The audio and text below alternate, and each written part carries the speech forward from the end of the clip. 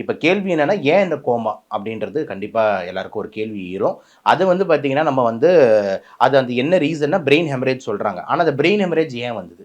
Brain haemorrhage வந்து one of the important cause for coma. அதுல மாற்று கருத்து கிடையாது. ஆனா அந்த பிரெயின் ஹெமரேஜ் ஏன் வருது அப்படின்னும்போது, மோஸ்ட் காமனா வந்து நம்ம ஊர்ல பிரெயின் ஹெமரேஜ் ஏற்படுறதுக்கு முக்கியமான காரணம், பயங்கரமான பிபி அதிகமா இருக்கிறது. High blood pressure.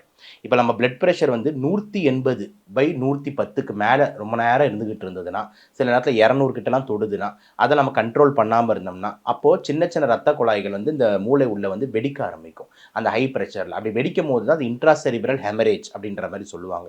அப்படி ஏற்படும்போது வந்து பக்கவாதம் ஏற்படும். அந்த பக்கவாதத்துக்கு பேர் தான் ஸ்ட்ரோக்குன்னு சொல்றோம். Cerebro vascular accident. இந்த மாரி ஒரு விஷயம். ஸோ மெயின் ஹை பிபி தான் முக்கியமான காரணமா இருக்கும்.